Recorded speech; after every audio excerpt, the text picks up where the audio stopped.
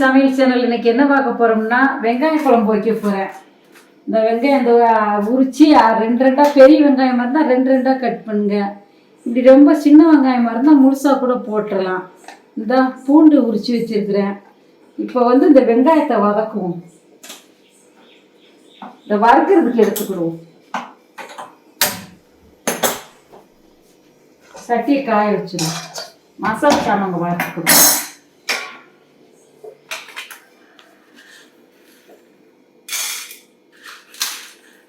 ஒன்றரை டீஸ்பூன் மல்லி எடுத்துக்கோங்க. கொஞ்சமாக அரிசி எடுத்துக்கோங்க. அரை டீஸ்பூன் தான் உளுத்தம்பருப்பு, கடலைப்பருப்பு அரை டீஸ்பூனு, சீரகம் ஒரு டீஸ்பூன் எடுத்துக்கோங்க. இந்த இவ்வளோ போட்டுக்கலாம் சீரகம். வத்தல்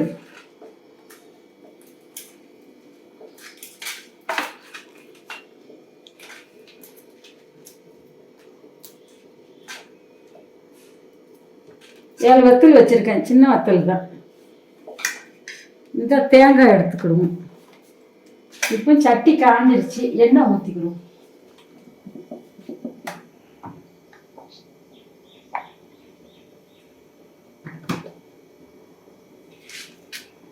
நம்ம எடுத்து வச்சதெல்லாம் வறுத்து எடுத்துக்கணும். கருவேப்பிலை கொஞ்சம் உருவி போட்டுக்கலாம்.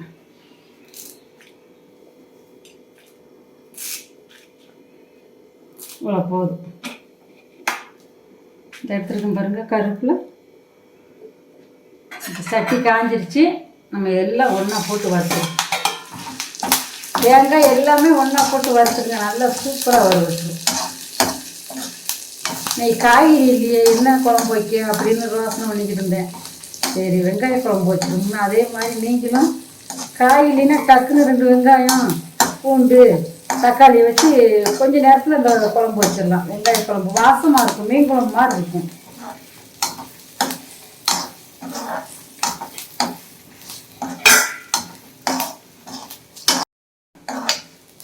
இந்த வறுவட்டுச்சு பாருங்க. தேங்காய்லாம் மொத்தம் இப்படி ஒன்றா போட்டு வறுத்துட்டிங்கன்னா வாசமாக இருக்கும். தேங்காய், கருவேப்பிலை இப்போ வறுத்து எடுத்து உள்ள தட்டி வச்சு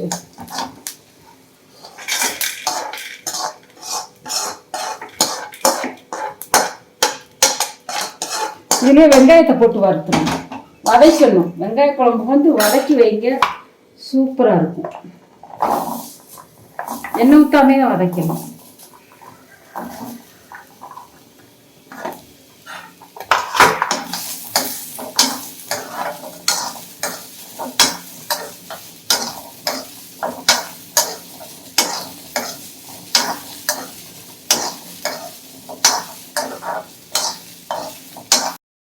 வெங்காயம் வதங்கட்டும். இந்த அரைக்கிறதுக்கு இதில் போடுவோம். அடி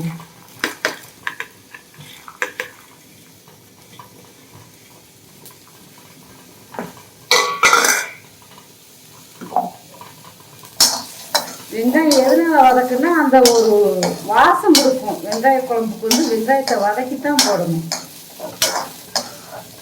இப்போ அதான் இப்படி வதங்கிட்டு பாருங்க. இதே ஒரு மனம் இருக்கும். வெங்காயத்தை வதக்கி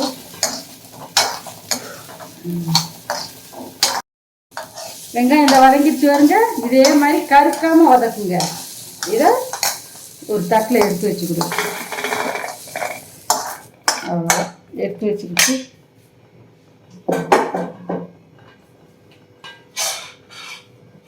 குழம்புக்கு சட்டி காயட்டும்.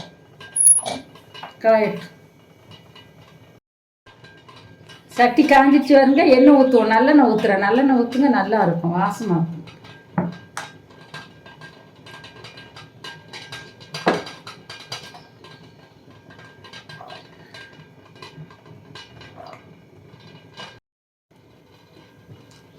பச்சை மிளகா, வெங்காயம் வெட்டி வச்சிருக்கு பாருங்க. இதை இதில் போடுங்க.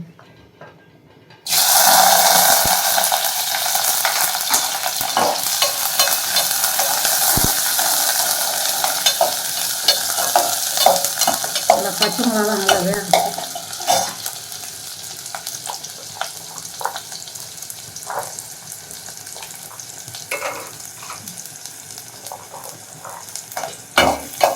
இப்போ இந்த பூண்டை போடும்.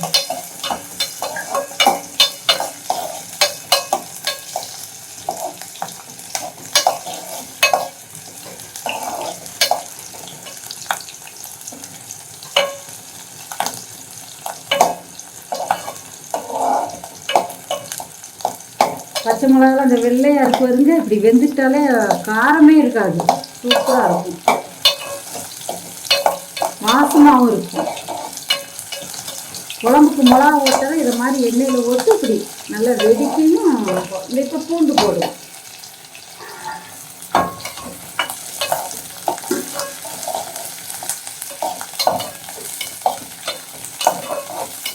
மிளகா பூண்டு எல்லாம் வேகுது பாருங்க, நல்லா வாசமாக இருக்கும். குழம்பு மீன் குழம்பு போல நல்லா ருசியாக இருக்கும். இப்போ தக்காளி போடுவோம், வெட்டி வச்ச தக்காளியை போடுவோம்.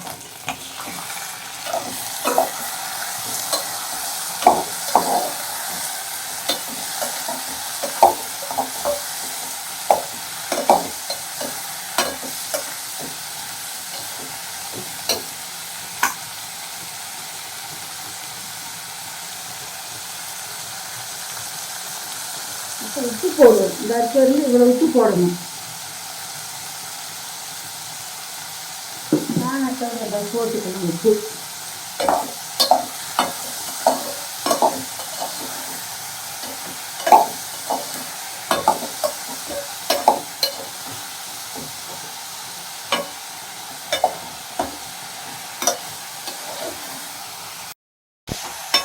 ஒரு 5 நிமிஷம் மூடி வைப்போம்.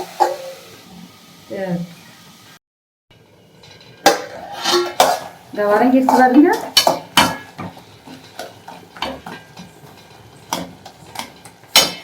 நல்லா வதங்கிடணும்.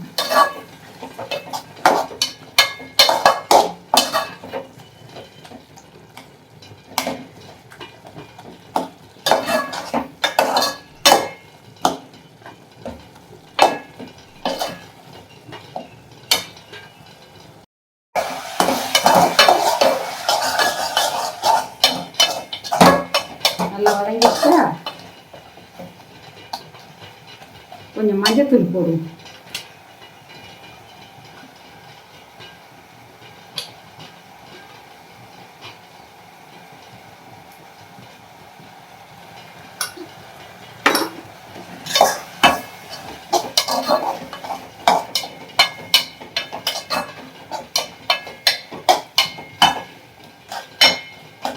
இப்போ பெருங்காயத்தூள் கொஞ்சமாக போடுவோம்.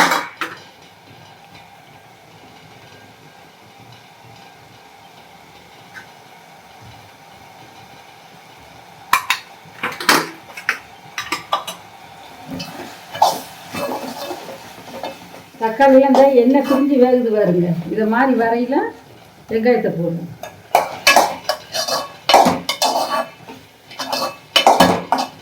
இப்போ நம்ம வெங்காயம் வதக்கி வச்சுருந்தோம்ல, அந்த வெங்காயத்தை போடணும்.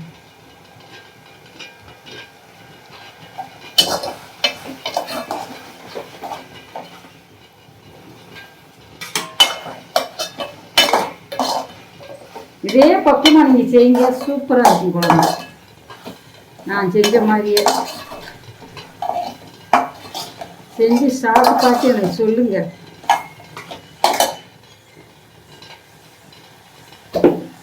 இப்போ மசாலா ஊற்றுவோம்.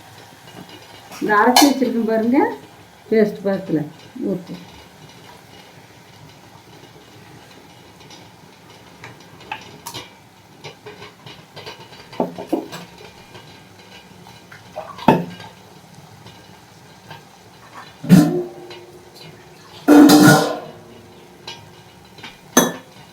தக்காளி இந்த இருந்து அந்த புளி இவ்வளவு எடுத்து ஊற வச்சுருக்கிறேன். இந்த ஊற வச்சுருக்கேன் வந்து புளியில் ரொம்ப வைக்கணும். நான் தக்காளி சேர்த்துருக்கோமோ அதனால் புளி கம்மியாக உங்களுக்கு காமிக்கிறதுக்கு எடுத்து வச்சுருக்கேன். அந்த ஊற வச்சுருக்கேன்.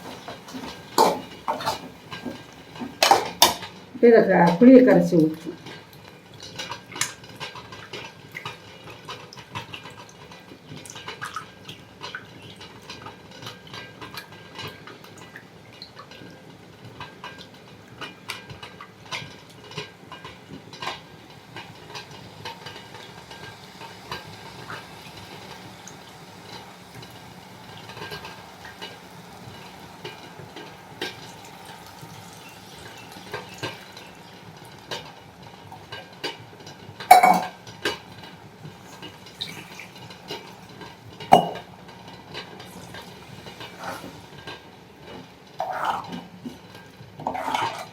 வெங்காயம்லாம் அந்த இருக்குங்க. இந்த மாதிரி வெங்காயம்லாம் கரைக்க நல்லா கட்டியாக நல்லா வெந்திருக்கும். எடுத்து சாப்பிட சூப்பராக இருக்கும்.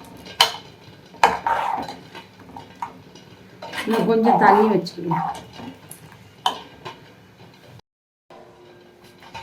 இந்த தண்ணி நல்லா இவ்வளோ தண்ணி வைங்க. இன்னும் ஒரு 1/4 மணி நேரம் மூடி வச்சுருவோம். மூடி போட்டு சரி 1/4 மணி நேரம் ஒரு 15 நிமிஷம் இருக்கட்டும்.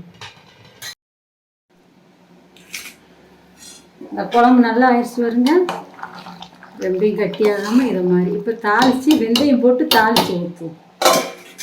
சட்டி இதை காய வைப்போம். இதை மாதிரி நீங்கள் குழம்பு வாரத்தில் ஒரு முறை வச்சு கொடுங்க. நல்லா சாப்பாடுங்க தான் ஒரே குழம்பு வைக்கிறதுக்கு 2 வெங்காயம் எல்லாம் போட்டு வச்சா சாப்பிடவே நல்லாயிருக்கும். இப்போ இந்த பூண்டு எடுத்து வச்சுருக்கோம்ல, அதை வெங்காயம் போட்டு தாளிக்க வேண்டாம். பூண்டு இந்த வத்தல் போட்டு தாளிச்சுக்கோங்க. பூண்டை தட்டி போடும், வாசமாக இருக்கும்.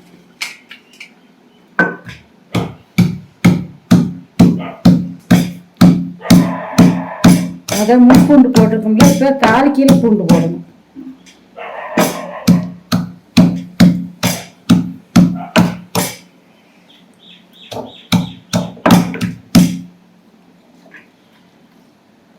இதை மாதிரி தட்டிக்கோங்க.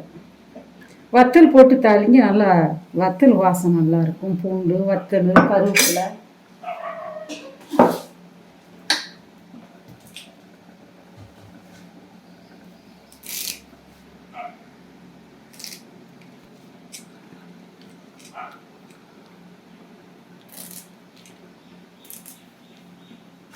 சட்டி காஞ்சிருச்சு வருங்க. எண்ணெய் ஊற்றும்.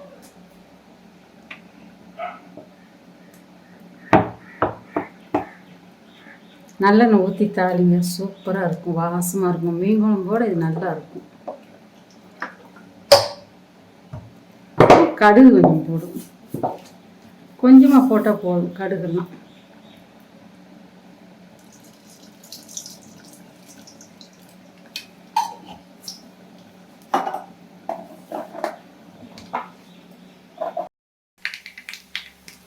வெந்தயம் நல்லா இவ்வளோ வெந்தயம் போடுங்க, வாசமாக இருக்கும்.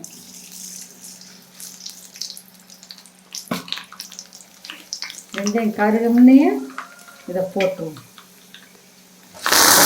வெந்தயம் ரொம்ப கருகிச்சுன்னா கசப்பாக இருக்கும். அதனால்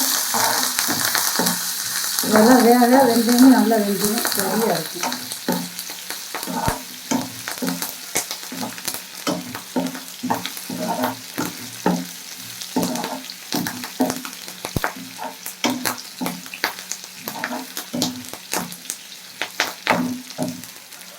இப்படி தாளித்து ஊற்றிட்டீங்கன்னா நல்லா மணமாக இருக்கும். வத்தல், பூண்டு, வெந்தயம், கடுகு, கருவேப்பிலை போட்டு தாளிங்க.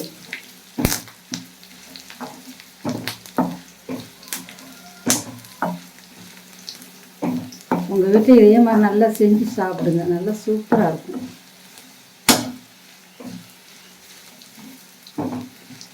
ஒரு தோட்டத்தில் வெங்காயம் போட்டு வச்சுருப்போம். காட்டிலேருந்து வந்தோம்னா இன்றைக்கி காய்கறி எதுலையே வெங்காயத்தை வெட்டி வெங்காய குழம்பு வைப்போம் அப்படின்னு இது மாதிரி குழம்பு வச்சுருவோம்.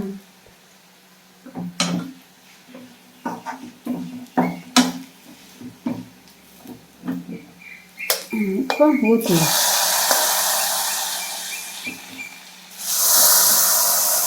அந்த வெந்தயம் வாடை எல்லாமே சூப்பராக இருக்குங்க. இதை மாதிரி நீங்கள் வச்சு சாப்பிடுங்க. இன்றைக்கி என்ன சமையல் சார்?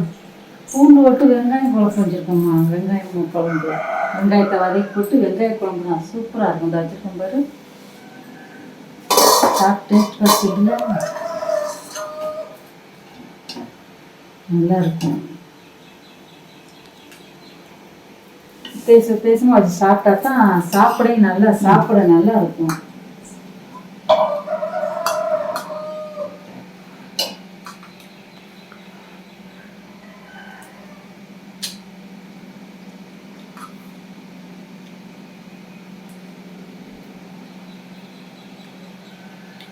வெங்காயம் குழம்பு சூப்பர். நீங்களும் இதே மாதிரியே செஞ்சு பாருங்க, நல்லா இருக்குங்க வெங்காய குழம்பு. இந்த யூடியூப் சேனல் பிடிச்சிருந்தா சப்ஸ்கிரைப் பண்ணிடுங்க. கண்டிப்பாக லைக் பண்ணுங்கள், ஷேர் பண்ணுங்கள். நல்லா செஞ்சு பார்த்துட்டு நல்லா கமெண்ட் சொல்லுங்கள்.